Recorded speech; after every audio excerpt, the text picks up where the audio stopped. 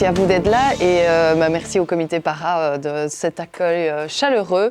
Je suis vraiment ravie de découvrir déjà vos activités et d'être là pour parler de mon sujet favori, les expériences de mort imminente. 2 mots avant que je rentre dans le vif du sujet, peut-être sur notre équipe, je ne sais pas si vous connaissez, je fais partie d'une équipe de recherche basée à Liège, au GIGA, qui s'appelle le Coma Science Group. A priori, on est une équipe qui travaillons tous sur la conscience, mais on a la particularité d'être une équipe vraiment multidisciplinaire, avec des ingénieurs, des médecins, des psychologues, des logopèdes, parfois des philosophes, etc. Et on travaille chaque fois en équipe sur des thématiques de la conscience humaine, en particulier les états de conscience altérés.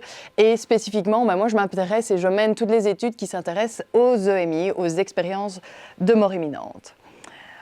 Et donc ici, je vais vous présenter l'état de l'art de la recherche, en particulier dans les neurosciences, sur cette thématique, et vous présenter le phénomène, bien sûr. Je vais commencer par ça. Alors, de quoi parle-t-on quand on parle des EMI ? Les EMI peuvent être définis comme des expériences subjectives qui surviennent typiquement quand on est proche de la mort. Et la particularité des EMI, c'est qu'il y a des dimensions qui sont prototypiques, des dimensions récurrentes qui reviennent dans les témoignages. Alors il y a la perception altérée du temps, le sentiment de paix, avoir la perception d'une lumière brillante et se sentir parfois entouré par celle-ci. La fameuse expérience de décorporation où la personne a l'impression de sortir de son corps. Également rencontrer des entités, peu importe le type d'entité que c'est, ça peut être des présences, mais également des personnes qu'on connaît. Un sentiment d'harmonie ou d'unité avec le monde ou l'environnement dans lequel la personne se trouve. Des sens exacerbés, etc. Ça, c'était une série de dimensions qui sont donc récurrentes. Il y en a d'autres qui reviennent, qui sont aussi récurrentes, mais peut-être un peu moins fréquentes, comme par exemple la revue de vie. Je cite celle-là parce que c'est souvent une dimension qui revient souvent dans les médias, dans les livres, dans les films, mais en fait, par rapport à d'autres, c'est une dimension qui revient peut-être un peu moins souvent. Donc le fait d'avoir des flashbacks de certains moments de notre vie, à ce moment-là. Et donc, il faut savoir que dans la communauté scientifique, on n'a pas encore de définition communément acceptée, mais moi j'aime la définir comme un épisode de conscience déconnectée, déconnectée dans le sens où c'est déconnecté de l'environnement, et qui présente donc des caractéristiques prototypiques, souvent mystiques comme on vient de le voir. C'est des individus qui sont donc proches de la mort ou dans une situation de danger physique ou émotionnel intense, par exemple.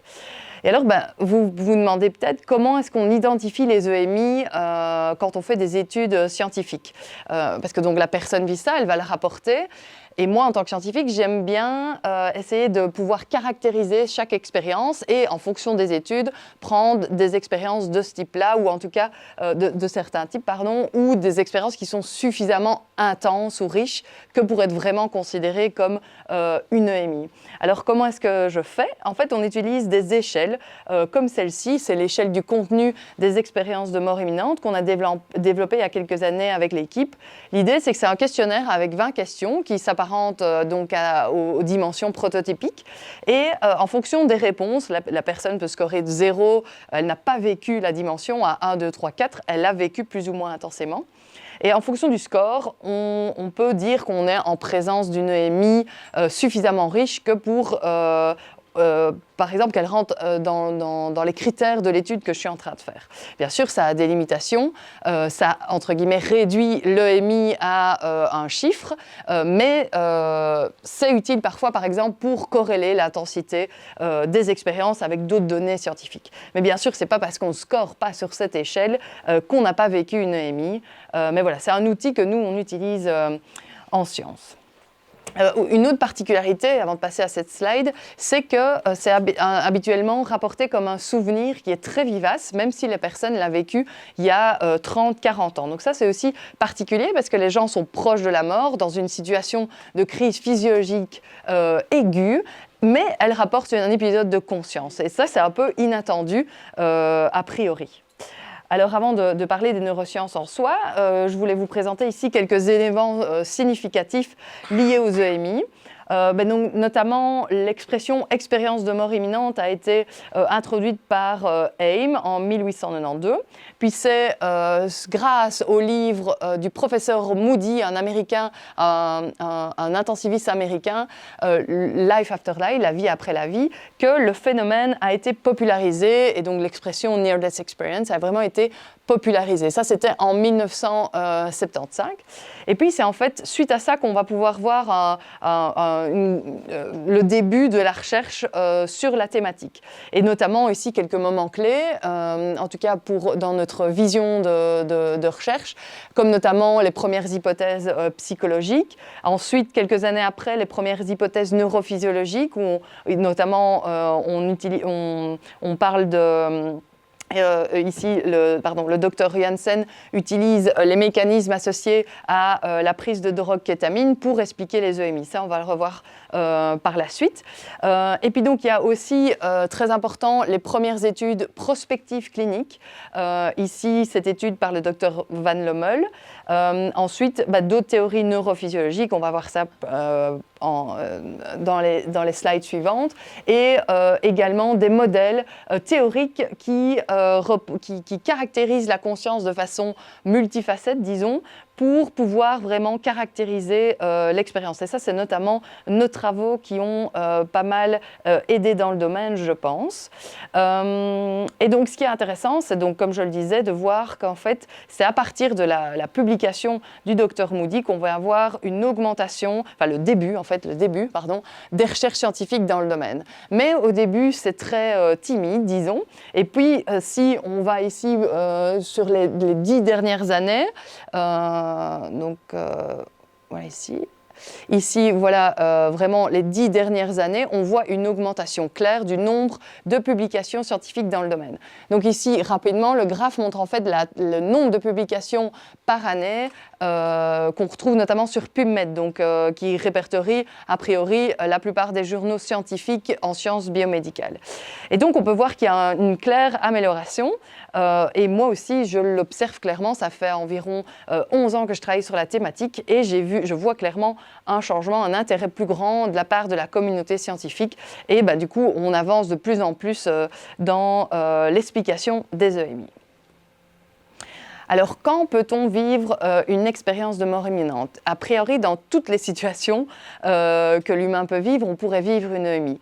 Classiquement, les EMI, qu'on appelle les EMI classiques, donc qui surviennent dans un contexte où la vie de la personne était en danger, c'est typiquement à la suite d'un arrêt cardiaque, d'un trauma, de différents types de complications et d'accidents comme un coma, ça peut être donc suite à un accident de voiture également, donc type trauma, également des complications suite à une chirurgie, et ce genre de choses.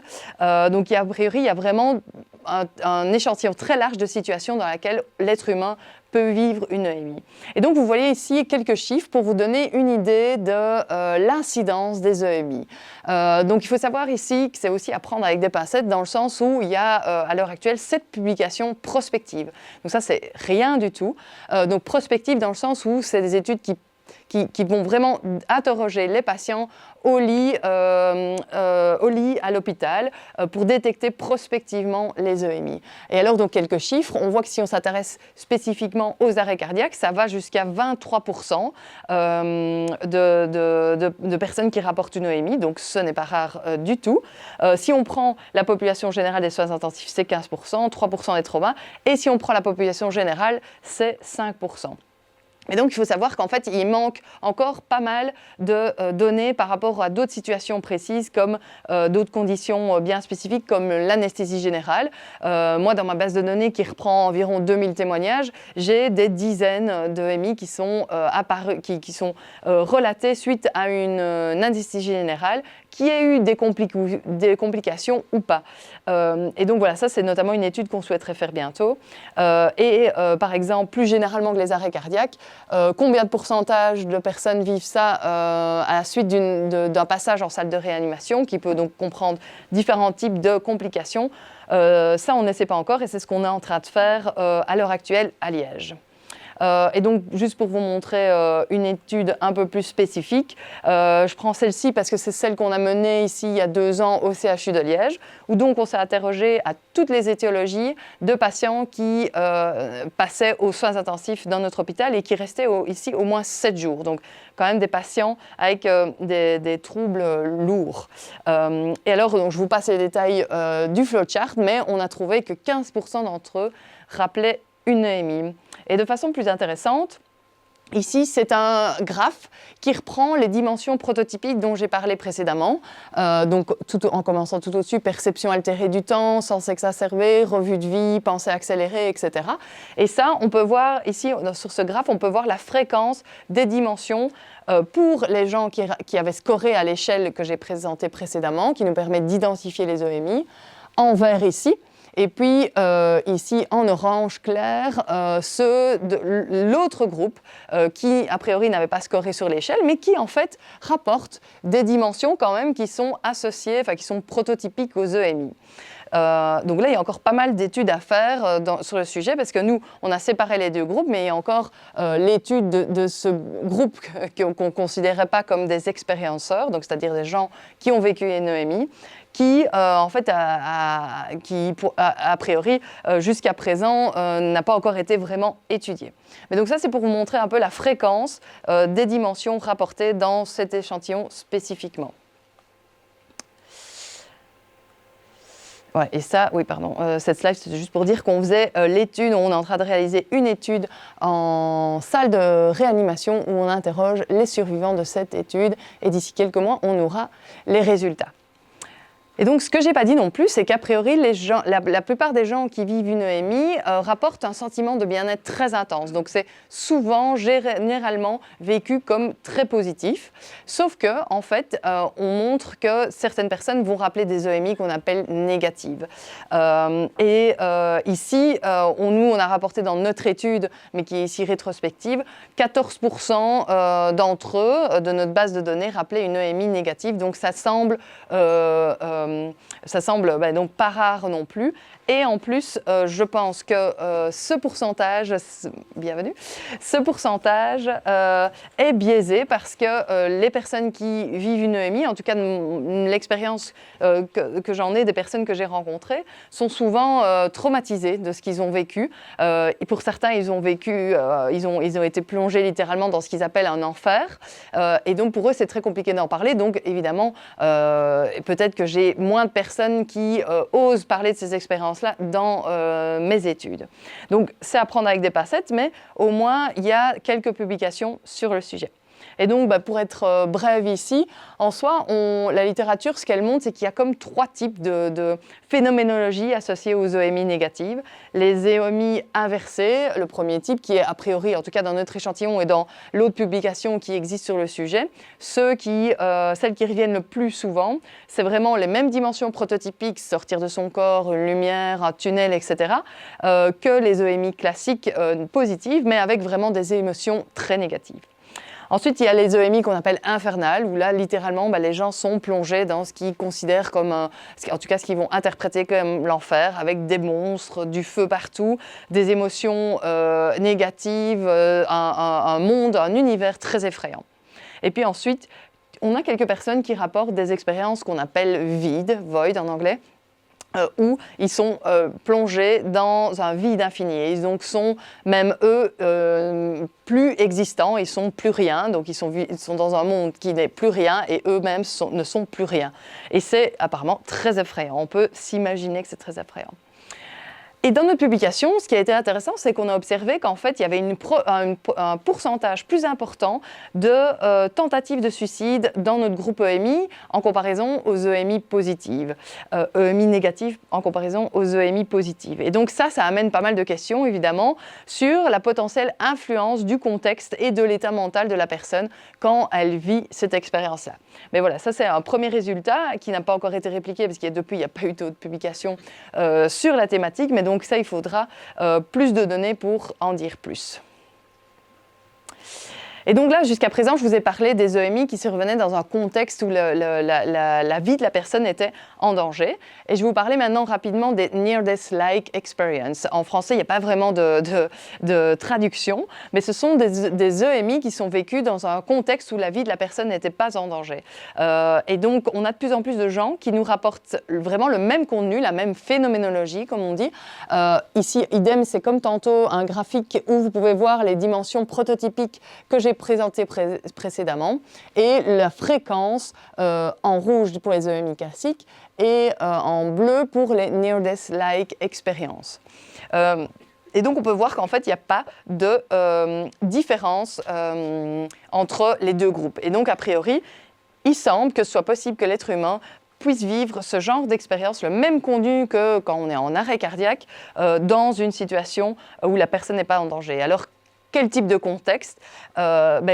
Prise de drogue, notamment, on va en parler juste ensuite, forte fièvre, on peut vivre ça suite à une syncope ou dans un contexte de méditation intense. Donc voilà, il y a un tas de conditions dans lesquelles on peut vivre une EMI. Et donc, bien sûr, ça amène cette question de l'influence potentielle du fait d'être proche de la mort, en fait. Est-ce que c'est une condition nécessaire pour vivre une EMI? Il semble que non. En tout cas, la phénoménologie classique des EMI. Et alors, nous, c'est pratique. En tant que chercheurs, on se dit, super d'apprendre ça, en fait, parce que ça va nous amener des outils pour étudier ça en laboratoire. Parce que, bien sûr, dans les études prospectives dont j'ai parlé précédemment, c'est faisable, mais c'est très lourd comme étude. En plus, du coup, je ne suis pas là, par exemple, quand je les suis en soins intensifs, je ne suis pas là, a priori, quand ils ont vécu leur EMI. Moi, j'arrive quand même juste après. Et donc, on s'est dit, avec nos collègues, on peut utiliser ces conditions sans danger en laboratoire pour étudier les EMI ou en tout cas des phénoménologies qui ressemblent. Alors je vais vous présenter 2-3 études de ce type, ça viendra un peu tout long pendant la présentation. Notamment, j'aime bien cette étude-là qui était vraiment le début d'une longue série d'études pour nous de faire le lien entre les EMI et les psychédéliques. Donc ici, on a pris des témoignages écrits de centaines d'EMI et on les a comparés avec des milliers de témoignages d'expériences induites par des psychédéliques. Et alors ici, on a pris 165 types de drogues. Et alors, on a mis tout ça dans un ordinateur et en fait, on a utilisé des techniques bien spécifiques d'analyse, de traitement automatique du langage pour pouvoir étudier la similarité sémantique des récits. Donc, on va pouvoir faire ressortir les similarités entre les potentielles différentes drogues qui pourraient induire des EMI, des expériences subjectives qui ressemblent aux EMI. Et alors, ça vous donne ici, c'est juste un petit graphe pour vous montrer qu'en fait, on fait ressortir des mots dans les différentes conditions. Au-dessus, on voit pour les EMI, en dessous, on voit par exemple pour la kétamine. Donc, ça fait ressortir les mots pour étudier la similarité sémantique. Et donc, si on prend par exemple ce graphe, qui est une matrice qui contient en fait, qui permet de montrer la similarité entre différents types de classes de substances et les récits EMI. Donc on voit l'EMI, regardez le petit 4, c'est ça qui nous intéresse. Plus les couleurs sont chaudes, plus il y a une similarité élevée entre les différentes conditions. Et donc, ici, si je reprends par exemple les EMI avec la sérotonine, on voit cette comparaison ici.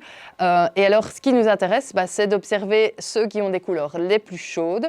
On voit que c'est la classe de drogue dissociative, notamment avec la kétamine, la classe de drogue sérotoninergique, comme les champignons, le LSD, etc. Et il y a aussi les déliriants. Et alors, si on s'intéresse spécifiquement aux différents types de drogues spécifiquement. Donc, je vous avais dit, on en a pris 165.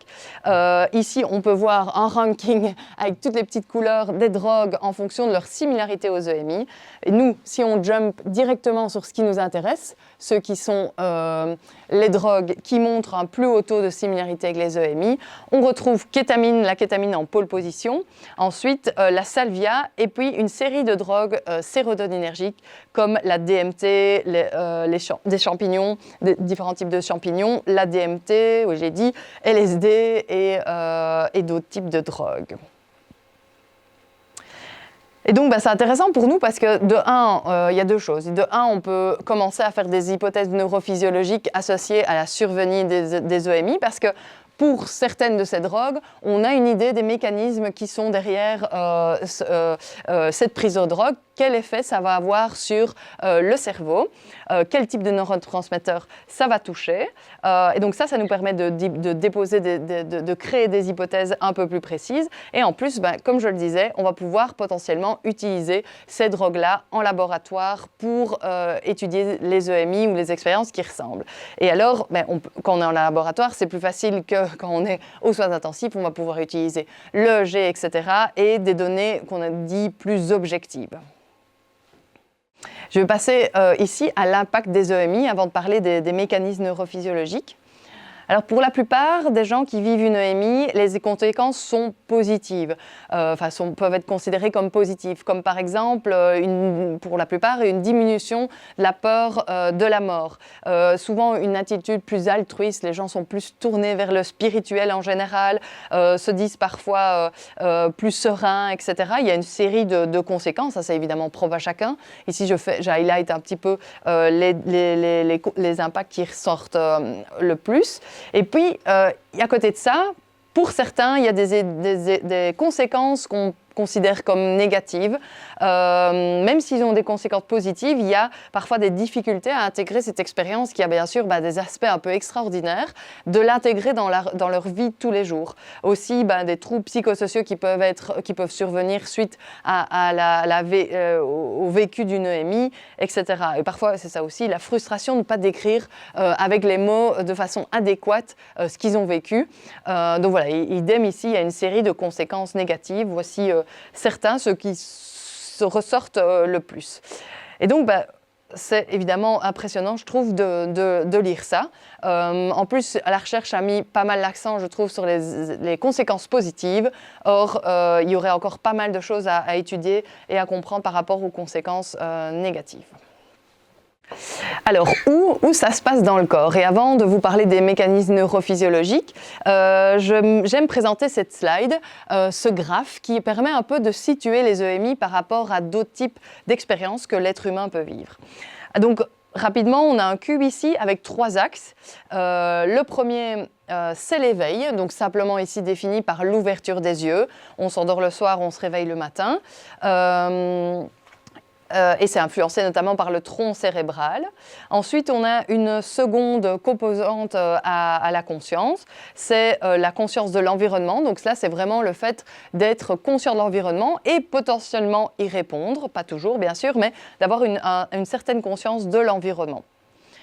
Et la troisième composante, c'est la conscience interne, c'est-à-dire toute notre expérience qui n'est pas liée à l'environnement, toute notre expérience interne, donc nos rêves qu'on peut vivre, la petite voix qu'on entend, qu'on peut entendre, pas tout le monde, mais qu'on entend dans notre tête, le fait d'être plongé dans notre monde intérieur. Et en fait, avec ces 3 composantes-là, moi, je vais réduire un peu la conscience à ces 3 composantes pour pouvoir essayer de caractériser différents états. Et donc, par exemple, si je prends des plus simples, l'éveil conscient normal, a priori comme vous ici maintenant, où donc l'être humain est éveillé sans trouble particulier l'être humain est éveillé et conscient de l'environnement mais également de soi-même. Alors on switch toutes les X microsecondes entre la conscience de soi-même et l'environnement, mais donc on peut être conscient des deux quand on est en éveil, disons, normal. À l'opposé de ça, il y a des conditions comme le coma ou l'anesthésie générale, ici je parle sans EMI, sans expérience subjective, où les 3 composantes sont réduites à leur minimum. Et entre ces 2 états, on peut voir qu'on peut ici imaginer qu'il y a une ligne comme ceci. On peut vivre une série d'états quand on se réveille du coma, etc., vers un état de conscience dit normal. Et puis, entre-temps, tout autour, dans les différents coins du cube, on peut retrouver différents états de conscience altérés. Donc, on va parler d'états de conscience altérés quand il y a une dissociation entre au moins 2 des 3 composantes dont j'ai parlé ici, pardon. Notamment, on peut parler des rêves, où donc la personne n'est pas éveillée, mais elle est éveillable plus que dans un coma pathologique. Et donc, on peut parler... sommeil... oui, oui, des rêves, pardon. La personne n'est pas connectée à l'environnement, donc elle est à son minimum ici, mais par contre, elle a une conscience qu'on dit interne, qu'on appelle interne, élevée parce qu'elle est en train de vivre un épisode de conscience.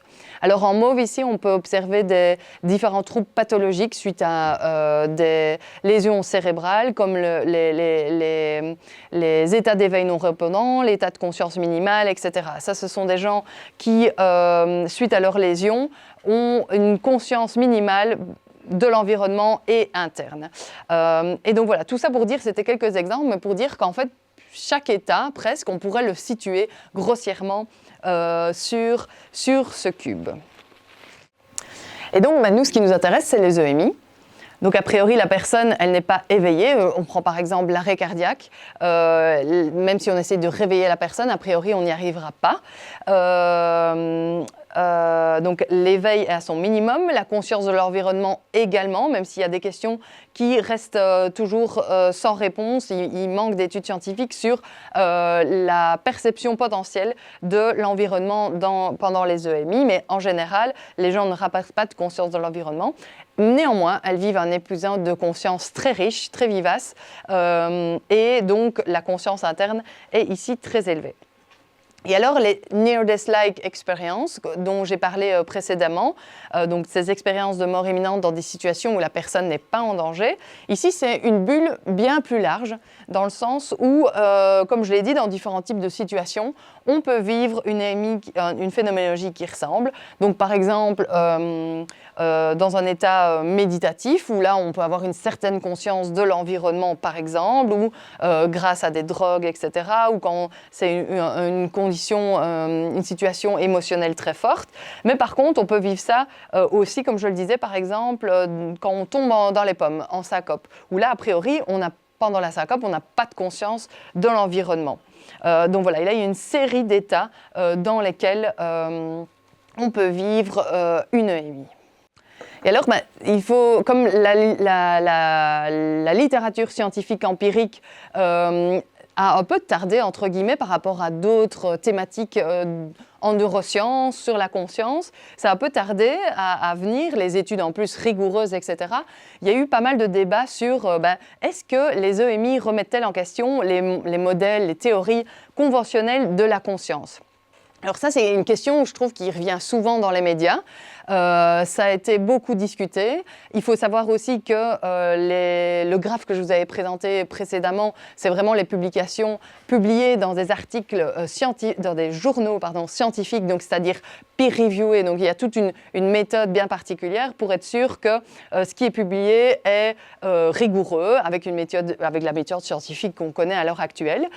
Mais il faut savoir que sur la thématique, il y a une série énorme d'autres publications qui n'ont pas été nécessairement publiées dans des journaux scientifiques, qui sont relayées, et parfois relayées dans les médias de façon inappropriée, selon moi. Et donc, notamment, moi, c'est vraiment quelque chose qui me tient à cœur, c'est de mettre de l'énergie à parfois répondre à ces publications qui parfois, pas qu'elles sont mauvaises nécessairement, mais qui parfois ont une interprétation qui n'est pas basée sur les données qu'elles ont, par exemple, ou parfois parlent de faits scientifiques, de données scientifiques, mais en fait, c'est que des hypothèses, entre guillemets, donc c'est intéressant, mais il faut que les auteurs soient clairs avec ça. Et donc, notamment, pour ceux qui sont un peu familiers avec la littérature, il y a par exemple le docteur Sam Parnia ou le docteur Pien van Lommel. Ce sont des médecins qui ont publié quelques articles scientifiques dans des gros journaux comme le Lancet, etc. et qui en plus ont été vraiment des pionniers de la littérature scientifique. Néanmoins, à côté de ça, et encore récemment, j'ai publié une lettre à l'éditeur dans un journal scientifique pour répondre à une étude d'un de ces auteurs-là, pour expliquer à quel point l'interprétation, les conclusions de l'article étaient en fait pas rigoureuses, pas basées en tout cas sur leurs données empiriques. Et puis, on parle aussi souvent, par exemple, d'ici dans la littérature francophone, de par exemple Sylvie Dietoliaz ou Renaud Évrard, que vous connaissez peut-être. Et là, idem, c'est parfois compliqué pour moi de m'exprimer sur leurs recherches parce que pour la plupart de leurs recherches sur la thématique en tout cas, ce n'est pas publié dans des journaux scientifiques. Et donc, moi, ça me limite en tant que chercheuse pour m'exprimer et pouvoir reciter leurs publications parce que la plupart de leurs articles ne sont pas complets ou c'est publié dans des livres. Donc, c'est évidemment hyper intéressant et à prendre en compte. Mais s'il n'y a pas de données, de statistiques ou la méthode n'est pas expliquée, donc moi, je suis vraiment limitée là-dessus. Et tout ça pour dire que du coup, ça, c'est quand même, je pense, une particularité de la littérature sur les EMI. Je trouve que c'est vraiment en train de changer vu qu'il y a de plus en plus de chercheurs rigoureux qui font des études très rigoureuses sur le sujet. Mais voilà, c'est quand même quelque chose qui, dans les médias, est relayé encore beaucoup. Et donc, moi, je me bats un peu contre ça dans le sens où j'ai envie que ce qui transparaisse dans les médias soit juste, en fait. Et donc, je reviens à ma question. De prime abord, les EMI peuvent sembler remettre en question les modèles actuels. C'est vraiment un message qui est souvent relayé. Sauf que non, en fait, de plus en plus, on voit que les théories neuroscientifiques peuvent expliquer comment c'est possible de vivre un événement si riche dans une condition de crise physiologique aiguë. A priori, ça paraît un peu paradoxal, mais en fait, en creusant les mécanismes neurophysiologiques, en fait, ça peut même paraître logique et en tout cas, il y a des explications plausibles qu'on est en train de tester en laboratoire. Et donc ça, je vais vous en parler, je vais finir par ceci. Je vais partir de ce modèle général qui est une publication un article qu'on a publié très récemment dans la revue Nature, qui est en fait, selon nous, le premier modèle complet, entre guillemets, qui en tout cas intègre des hypothèses psychologiques cognitives, neurophysiologiques également, le tout en fait dans une perspective même évolutionniste, où alors on va avoir une explication plutôt évolutionniste de la survenue des EMI chez l'être humain. Et donc, bon, c'est un modèle très complexe. Je vais essayer ici de reprendre ce graphique pour vous expliquer les différentes étapes qu'on suppose. Alors, on suppose déjà que les personnes qui vivent une EMI ont une prédisposition cognitive particulière. Attention ici, je ne parle pas de prédisposition pathologique parce qu'on parle de dissociation.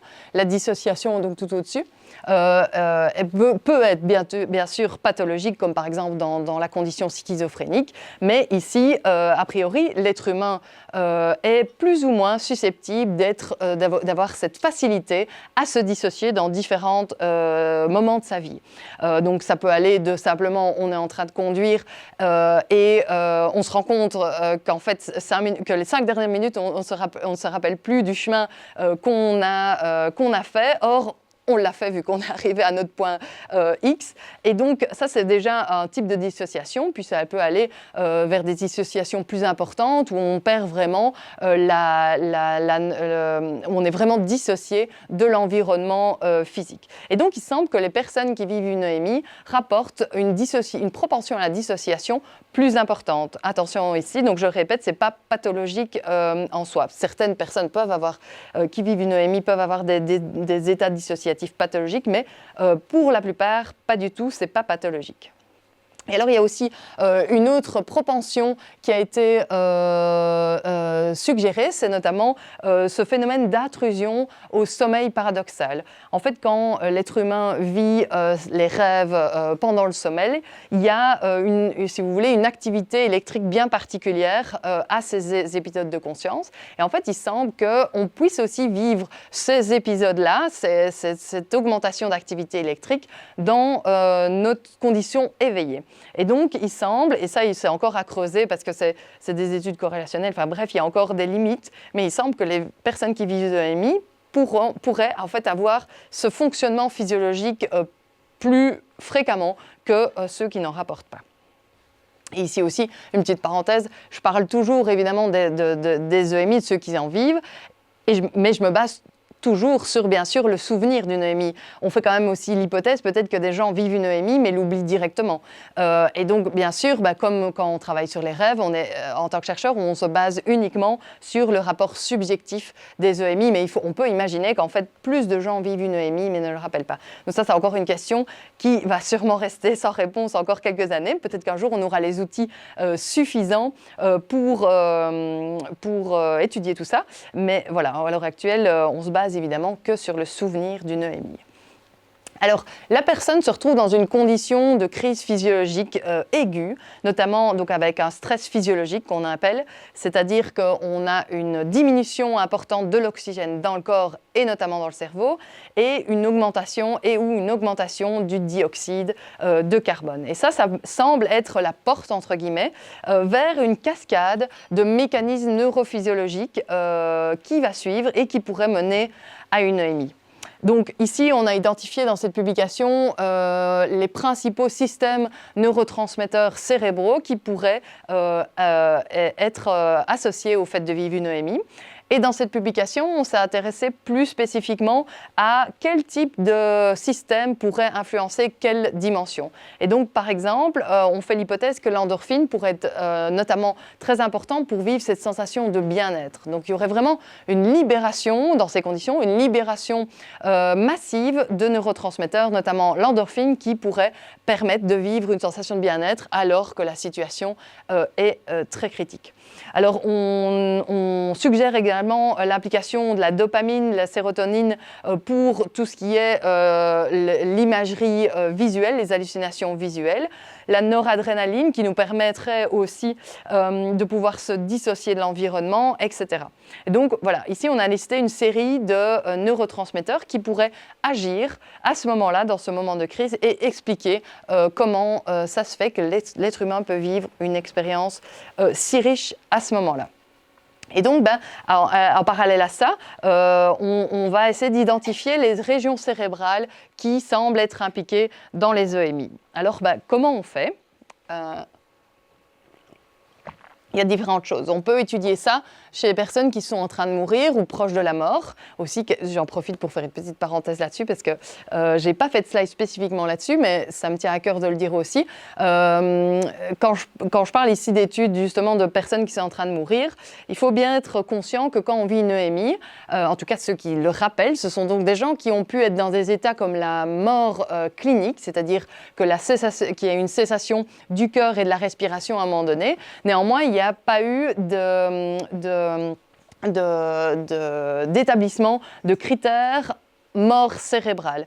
Quand on parle de la mort, on parle vraiment de la mort cérébrale où donc là, l'être humain n'a plus du tout d'activité cérébrale et ce sont ces personnes-là qu'on n'arrive pas, en tout cas à l'heure actuelle, à réanimer. Et donc les EMI, en tout cas ceux qui le rappellent dans notre monde, sont vécus à la suite d'une condition de mort clinique, mais pas, ou peut-être, on ne le sait pas encore, on n'a sûrement pas les outils pour l'étudier, dans une condition de mort cérébrale.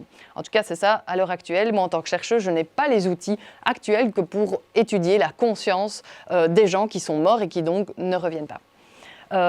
Mais donc, tout ça pour revenir au fait qu'on peut étudier le cerveau, notamment grâce à l'EEG. C'est vraiment un casque, vous allez voir dans la vidéo qui suit, un casque avec des électrodes qui permet de capter, d'enregistrer l'activité électrique du cerveau. Et alors, les quelques publications qui sont sorties, notamment récemment, et je pense qu'il y en aura d'autres à l'avenir, ça devient un peu la mode dans le domaine de la conscience, d'étudier le cerveau en train de mourir pour pouvoir potentiellement faire un lien avec les EMI. Eh bien, 2 publications récentes, notamment, ont montré qu'en fait, il y avait une poussée brusque transitoire d'activité fonctionnelle après la perte de pression artérielle. Et notamment, dans certains case reports qui sont cités ci-dessous, on parle d'une connectivité fonctionnelle, c'est-à-dire que c'est une connexion entre différentes zones cérébrales. Et alors, la question, c'est est-ce que cette survenue massive d'activité électrique pourrait être suffisante pour que l'être humain vive une EMI. Alors, plus spécifiquement, je vais reprendre la dernière publication ici, c'est en 2023, qui a été publiée en 2023 dans le journal renommé PNAS, qui donc ici publié les résultats de 4 patients en train de mourir. Et en fait, pour 2 d'entre eux, on peut observer, donc en fait, brièvement, je vais faire avec la souris, ce sera plus simple. On peut voir ici, donc ce sont des patients qui étaient en ventilation respiratoire mécanique. Et puis, à un moment donné, ici, c'est le creux entre le S1 et L2. On retire la ventilation mécanique. Et en fait, à la suite de ça, en fait, on voit que le cerveau ne s'éteint pas de suite totalement.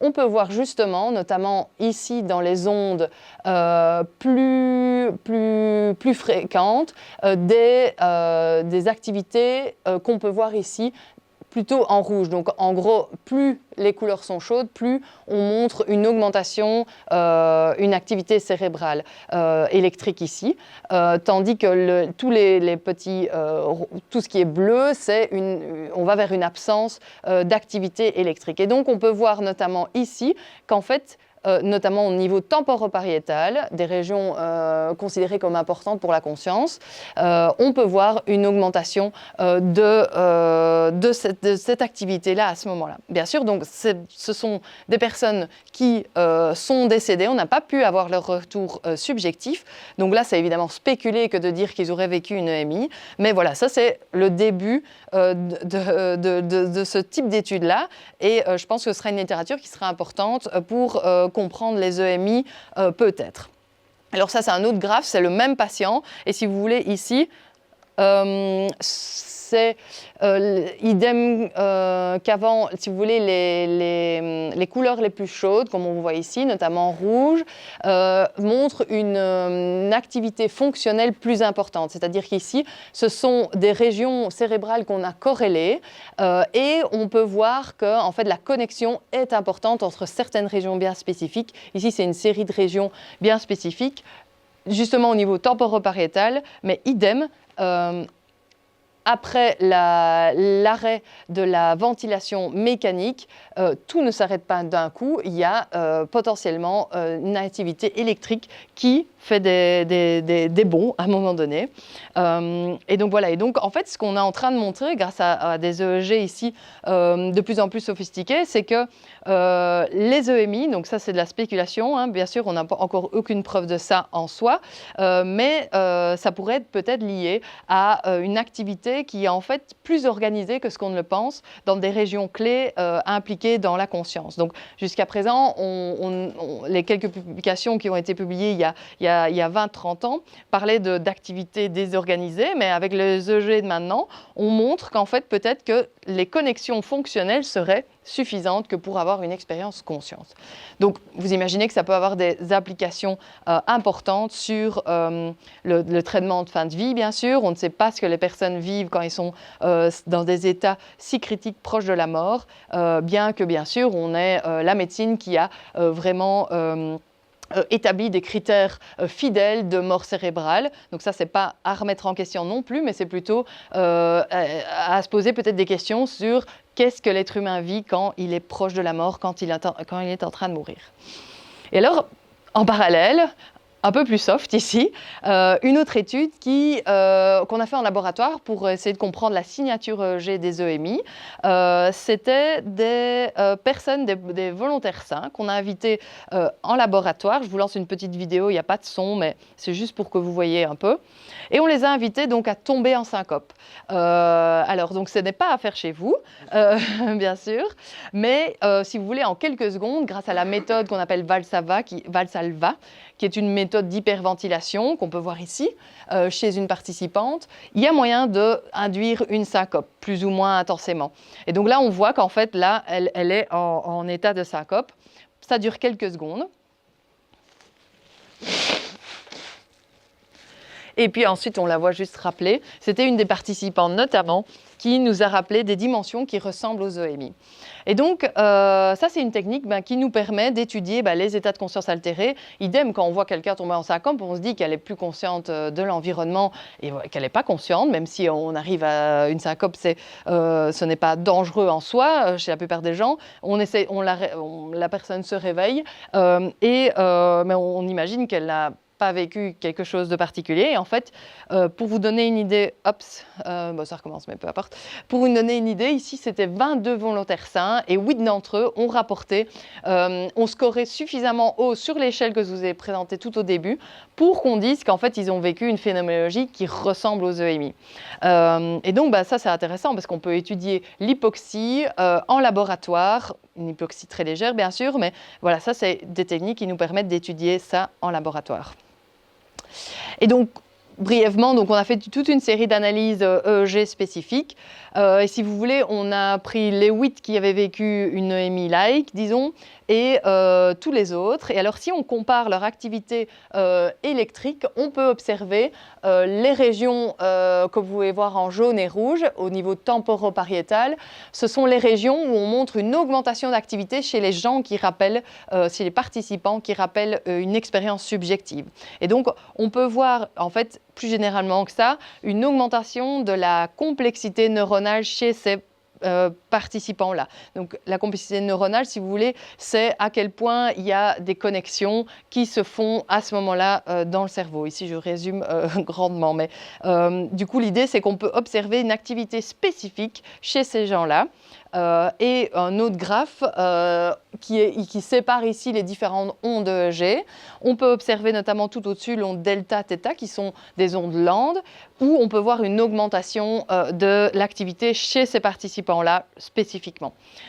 Et donc, idem, on fait l'hypothèse que cette activité électrique pourrait en fait offrir l'activité suffisante que pour vivre une EMI et également leur encodage mnésique parce que ça touche des régions associées à la mémoire bien spécifiques. Donc ça, c'est un exemple d'étude qu'on peut faire en laboratoire pour essayer de comprendre ce phénomène qui est difficilement, qui survient de façon spontanée sans qu'on puisse l'induire spécifiquement quand on est proche, quand on est dans une condition proche de la mort. Donc voilà, donc la personne vit une EMI. Et puis à la suite de ça, il y a une série de conséquences qu'on a citées précédemment.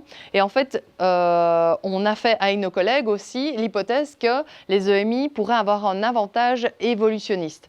On a même été un peu plus loin que ça en disant que chez l'animal non humain, il y a ce fameux comportement de thanatos, c'est le fait de feindre la mort. Donc quand l'animal se retrouve face à un prédateur, il va faire semblant d'être mort pour pouvoir échapper à ce prédateur. Et nous, en fait, on fait l'hypothèse que les EMI pourraient, pourquoi pas, être en fait l'évolution de ce comportement-là.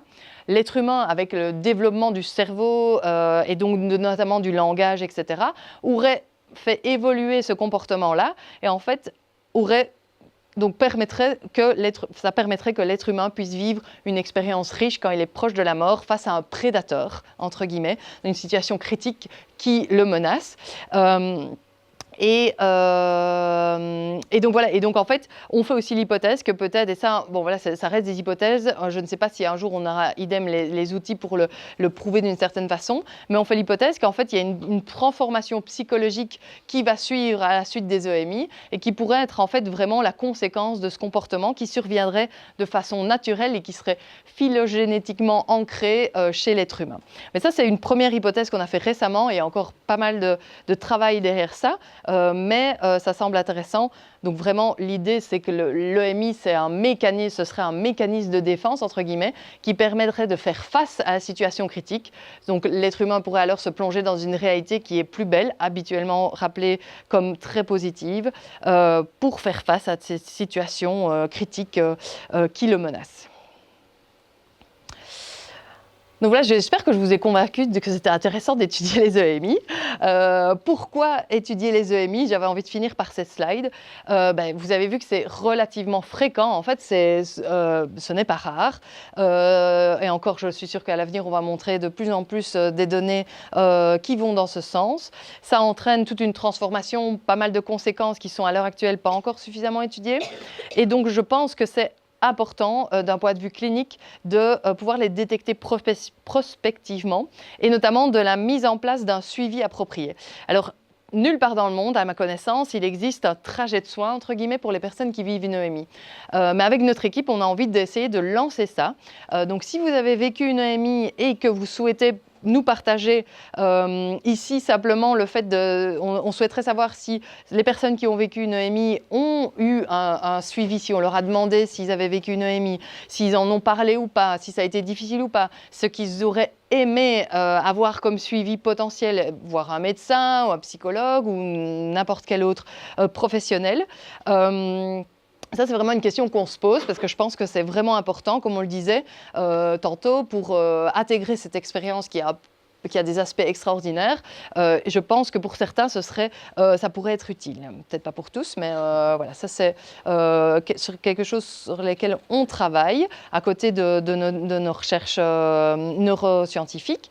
D'un point de vue fondamental, bien sûr, les EMI, ça permet d'approfondir nos théories neuroscientifiques et c'est indispensable, je pense, pour comprendre la conscience. Je pense que si on veut comprendre de façon exhaustive la conscience humaine, il faut prendre tout son spectre d'expériences subjectives et notamment ces EMI qui semblent a priori remettre en question peut-être certaines théories neuroscientifiques, mais comme je le disais juste avant, je pense que en fait, pas tant que ça, c'est juste qu'il faut qu'on ait des théories convaincantes.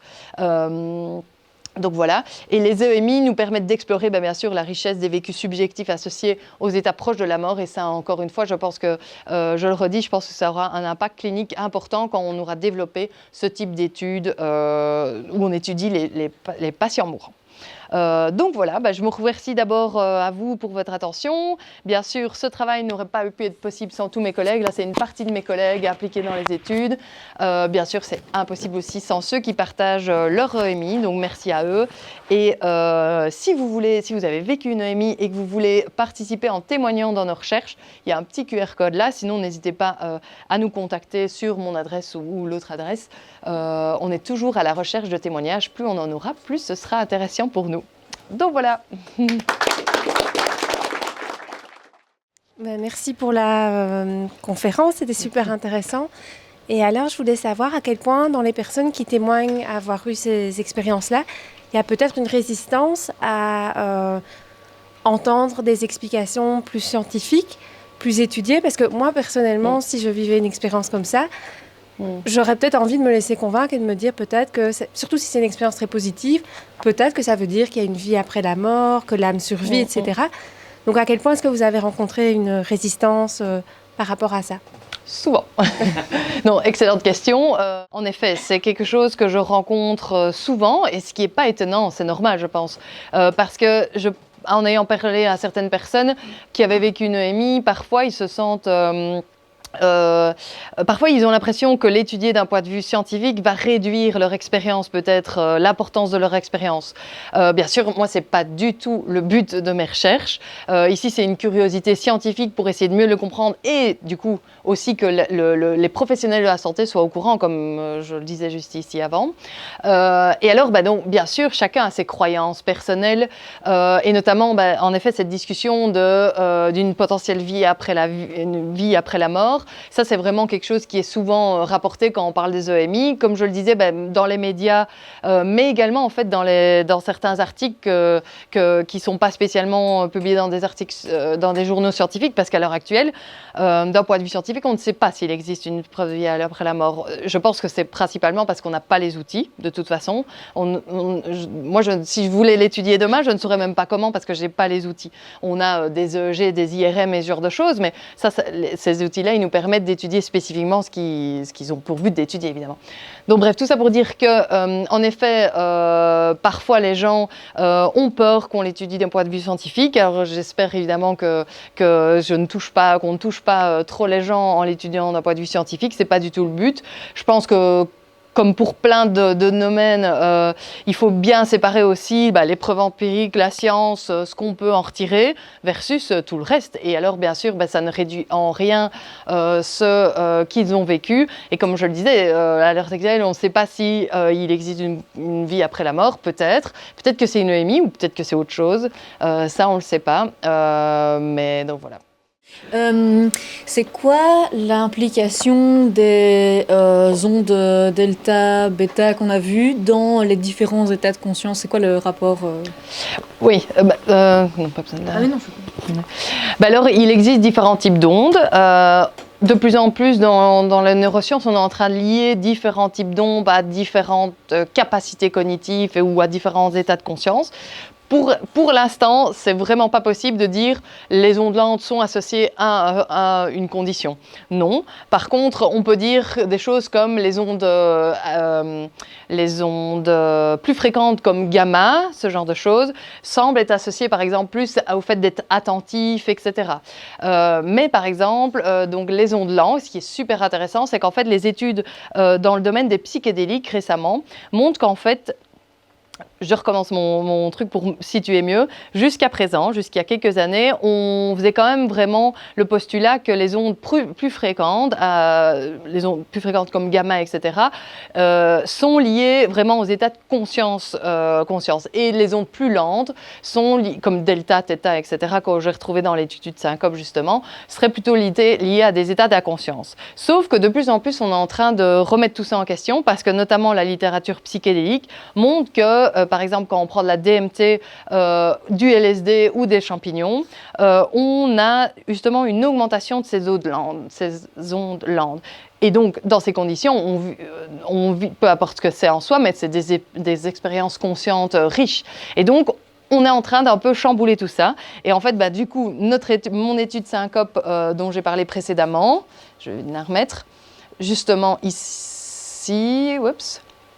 Elle montre en fait le même genre de pattern, je dis ça de façon grossière, mais que ce qu'on retrouve dans la littérature psychédélique. Donc c'est intéressant parce que en fait, il semble que ce soit plus complexe que ça. Les ondes rapides, conscience, les ondes lentes, inconscience, coma, etc., sans rêve. Non, en fait, c'est sûrement des patterns bien particuliers, etc. Mais pour l'instant, entre guillemets, on en est là, donc il y a encore pas mal de choses à faire. Je pense qu'aussi peut-être une évolution de la technologie, des EEG, etc. pourra aider.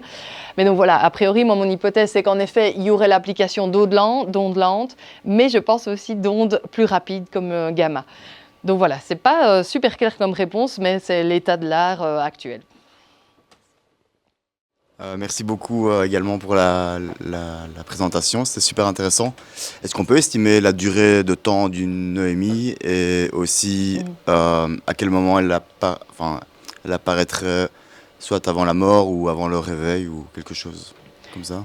Très bonne question. Alors, concernant la durée, c'est impossible à dire parce qu'a priori, donc c'est vraiment impossible à dire. Par contre, si je fais le parallèle avec cette étude syncope, où donc les gens, ils ont vécu ça pendant quelques secondes. C'était comme, je veux dire, la vidéo, c'est un exemple type.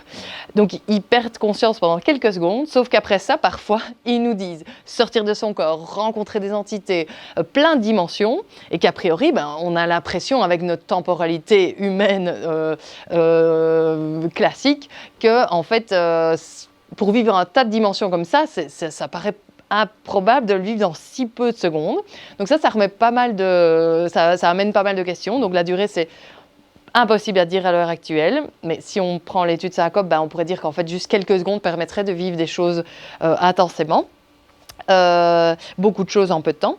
Et par rapport à ta question, quand est-ce que ça survient? Alors c'est une excellente question. Par exemple, si on prend un arrêt cardiaque, on ne sait toujours pas si c'est en tombant en arrêt cardiaque, pendant la crise de l'arrêt cardiaque ou au réveil. À l'heure actuelle, c'est quand même vraiment difficile de le dire. Je pense que là, des études idem en prospective avec des EEG en salle de réanimation pourront nous aider. Mais même là, nous, c'est ce qu'on est en train de faire. On est d'ailleurs en train d'analyser les EEG. Alors, on montre un pattern particulier d'activité chez les gens qui vivent une EMI versus les autres. Mais de là à dire, est-ce que c'est à ce moment-là qu'ils vivent l'EMI, c'est toujours compliqué de le dire. Donc, on ne sait pas. Et ça, idem, je me demande quand on pourra le savoir. Ça dépendra de la technologie, de ce qu'on peut faire. Parce que bien sûr, mon rêve, ce serait d'induire un arrêt cardiaque en laboratoire, mais vous comprenez tous que ce n'est pas possible et c'est bien normal. Donc voilà. Merci. Je reviens sur les expériences négatives. J'ai été surpris de voir que ça se rattache énormément à l'imagerie qu'on se fait dans la culture chrétienne de l'enfer. Est-ce qu'on peut comparer avec des cultures non occidentales? Est-ce qu'on a des données pour voir s'il y a une corrélation entre la culture et l'expérience et si c'est le cas, est-ce qu'on arrive surtout à voir si c'est l'expérience qui est différente ou alors si c'est les mots que le patient met ensuite sur son expérience après coup qui va être différente? Très bonne question aussi. Ici, le peu de littérature empirique qu'il y a démontre qu'en fait, il semble qu'il y ait en effet une influence de la culture. Alors, je trouve qu'un des plus beaux exemples, c'est notamment cette dimension de point de non-retour, cette dimension de frontière, qui est habituellement ramené en Europe et en Amérique du Nord, donc dans nos sociétés occidentales, comme un tunnel ou oui, vraiment un tunnel avec parfois une lumière au bout du tunnel. Maintenant, si on s'intéresse à un case report qui est sorti en Asie, d'une population asiatique et notamment en Inde, cette zone, cette dimension de frontière, en fait, elle a été interprétée là comme une rivière. Et on sait que la rivière a une importance plus importante dans ces cultures-là que chez nous. Et donc, idem, ça pose pas mal de questions. Alors, justement, on en parlait juste avant en mangeant. Il y a toujours cette question de, OK, il semble que la culture ait une influence, mais est-ce que c'est carrément dans le vécu à ce moment-là ou est-ce que c'est l'interprétation que les gens en ont? Pour l'instant, c'est difficile à dire. Et en plus, il y a à l'heure actuelle que des case reports là-dessus. Donc, il y a que quelques expériences comme ça, que quelques patients et pas des études avec des centaines de participants. Mais par contre, c'est ce qu'on est en train de faire. Justement, on a traduit un questionnaire en ligne qu'on a traduit en différentes langues et le but, ce serait de collecter des EMI partout dans le monde pour pouvoir étudier ça. Mais la question est intéressante, bien sûr, et je pense que globalement, comme toutes nos expériences subjectives qu'on vit en tant qu'être humain, elle est de toute façon influencée par notre culture un minimum. Mais voilà, c'est difficile d'en dire plus à l'heure actuelle. Déjà, merci pour la présentation super intéressante. Je suis arrivée un peu en retard, donc juste pour être sûre d'avoir bien compris, vous avez mentionné un pourcentage de tentatives de suicide pour les personnes qui avaient vécu une EMI plutôt négative. Mais donc, est-ce que ça veut dire que l'EMI est survenu au moment de la tentative de suicide ou est-ce que c'est a posteriori ces gens ont plus tenté de se suicider? J'ai pas très bien. Ah oui, non, pardon, j'ai peut-être pas été claire. En fait, c'est en effet ici, on étudiait l'EMI et le contexte associé à l'EMI. Okay. Donc ici, c'est vraiment des EMI qui sont rapportés à la suite d'une tentative de suicide. Et donc voilà. Mais ta question est intéressante parce que dans les quelques personnes que j'ai dans ma base de données, donc ça, c'est pas basé sur une étude, donc c'est à prendre avec des pincettes, mais c'est vraiment fou parce que ce sont des personnes qui, pour la plupart du temps, ont encore plus peur de mourir. C'est l'effet inverse que les EMI positives. Et donc, c'est des personnes qui ont super peur de mourir. Et donc, parfois, du coup, elles ne font plus de tentatives de suicide, mais parfois, elles sont tellement malades qu'elles en refont quand même. Mais donc, ce sont habituellement, donc là, c'est à prendre avec des pincettes, mais c'est vraiment, en tout cas, moi, ce que j'observe des gens qui ont voilà, ça a des répercussions super importantes sur leur vie. Et en plus, difficile de dire si c'est l'EMI uniquement ou le fait d'avoir vécu une tentative de suicide aussi. Hein. Ça, évidemment, ça pose question aussi. Mais... Et il y a des études sur les conséquences psychologiques pas des EMI négatives, justement. C'est ce qu'on aimerait faire aussi, mais c'est ça. C'est tellement peu étudié. Je crois qu'à l'heure actuelle, sur PubMed, des articles qui s'intéressent aux EMI négatives, il y en a 4. Et donc, pour ceux qui sont un peu familiers avec la science, c'est rien du tout. Donc ça, idem, c'est quelque chose que je souhaiterais faire à long terme parce que je pense que d'un point de vue clinique, c'est super important, mais il y a encore tout à faire, tout à découvrir. Merci beaucoup pour la conférence.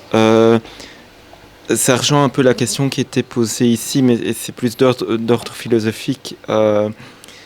Mais finalement, quand on entend beaucoup parler des EMI dans les médias, certaines personnes associent ça à la vie après la mort avec des visions une certaine vision de paradis et d'enfer.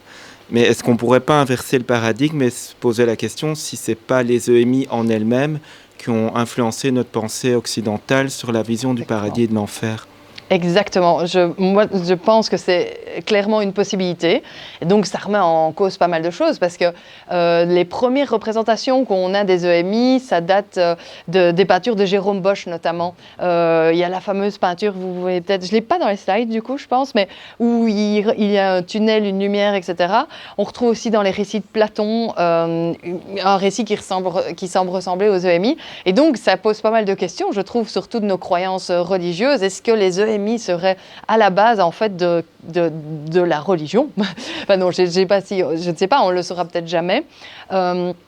Mais, et petite parenthèse, c'est marrant parce que j'ai appris il n'y a pas si longtemps que, mais ça n'a jamais été confirmé empiriquement, disons, mais qu'apparemment, par exemple, Jérôme Bosch était un grand amateur de drogue psychédélique. Et donc, ben, là, quand j'ai appris, voilà, ça remet pas mal de choses en question. Et donc, en effet, c'est une bonne question. Là, on dit, ben, est-ce que les EMI sont une preuve de vie à la mort? Mais c'est ça, peut-être que c'est les EMI qui ont amené à ce champ de croyances chez l'être humain. Oui. Bonsoir, merci. Je souhaiterais savoir, est-ce qu'il y a des études ou des recherches sur le fait d'empêcher la survenue d'EMI? Ah non, non, et on n'a jamais posé cette question. Non, parce que ça aurait un but particulier Avec où sont les conditions réunies qui peuvent faire qu'on en vit? Si par exemple une personne a un problème, si on voudrait éviter qu'une personne puisse être sujette à vivre cette expérience, sans que mort s'en suive bien évidemment, est-ce qu'il y a des recherches qui peuvent venir étayer une façon d'empêcher que cette personne vive une expérience de mort imminente? Mais pas à l'heure actuelle, à ma connaissance en tout cas. Maintenant, je pense que pour en arriver là, il faudrait de toute façon qu'on identifie d'abord les mécanismes psychologiques et neurophysiologiques pour pouvoir, entre guillemets, avoir des outils pour empêcher ça. Maintenant, je pense que, c'est en lien avec ta question, moi je pense qu'on va aller de plus en plus vers quelque chose qui va montrer qu'en fait les EMI pourraient, si c'est bien vécu, donc les positifs ici, pourraient en fait vraiment aider par exemple dans les soins palliatifs. Je ne sais pas si vous êtes un peu familier avec ça, mais il y a notamment, donc il y a toute une littérature psychédélique qui émerge depuis quelques années, et notamment les premières expériences où ils utilisent des drogues chez des patients aux soins palliatifs pour justement induire en fait une expérience qui ressemble aux EMI finalement, positive parce qu'évidemment bien encadrée, etc., dans des bonnes conditions, etc. Et donc, a priori, moi je le verrais plus dans ce côté-là où je pense que l'être humain pourrait peut-être en arriver quand ce sera bien contrôlé et que ce soit, voilà, il faut que ce soit bien fait, que ce soit éthique, etc. Mais justement, pourquoi pas induire chez les personnes proches de la mort, volontairement induire des expériences positives pour avoir une belle fin de vie. Mais voilà, ça, c'est pas du tout à l'heure actuelle mis en place dans les hôpitaux. Mais moi, c'est une de mes motivations, notamment dans l'étude des EMI et la perspective qui va au-delà, quoi. Mais donc, voilà. Merci. Moi, j'en avais une. Je sais aussi que sur ces dernières années, les neurosciences ont beaucoup remis en question ce qu'on pensait savoir du cerveau, notamment le fait qu'on ait des aires qui soient hyper spécialisées, alors qu'en fait, c'est un peu plus plastique et compliqué que ça, de ce que j'ai compris.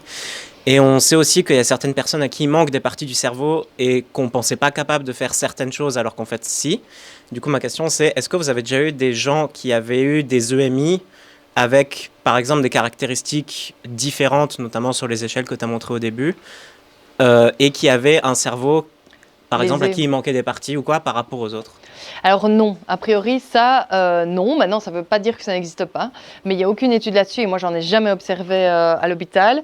Mais ça, oui, ça c'est des cas, il y a quelques case reports comme ça qui ont été publiés chez des gens qui ont qui ont eu des grosses lésions, des lésions très importantes et puis qu'après, ils récupèrent des fonctions cognitives qu'on aurait supposé pas être possible. Mais donc ça, c'est tout en lien avec en effet la plasticité. Mais a priori, je ne connais pas de cas là, parce que ceux de mon étude justement qui s'intéressent ici la population aux soins intensifs, ceux qui ont vécu une EMI avaient passé un IRM notamment, juste dès que c'était possible, quoi, donc pas pendant le EMI du coup, a priori, mais quand c'était possible. Et chez eux, on observait parfois des micro-lésions, mais comme entre guillemets on peut observer dans n'importe quel type de population qui est passée par les soins intensifs.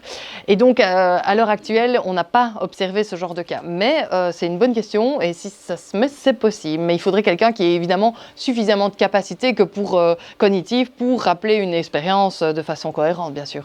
Voilà. Merci. Et des gens, par exemple des aveugles ou des gens qui ont d'autres sens Très bonne question aussi. Justement, c'est quelque chose que j'aimerais faire l'année prochaine, c'est de trouver des personnes qui sont aveugles et qui ont vécu une EMI. Parce qu'apparemment, ça existe. Alors moi, j'en ai jamais rencontré, mais ça, je pense que c'est intéressant, bien sûr, parce qu'on pourrait étudier aussi leur cerveau en laboratoire, pas quand ils vivent une EMI, bien sûr, mais on pourrait voir s'ils ont des spécificités particulières qui font qu'ils auraient pu vivre une EMI dans des conditions critiques. Et donc ça, ce sera un cas intéressant d'un point de vue fondamental, je pense. Je propose qu'on applaudisse encore une fois Charlotte.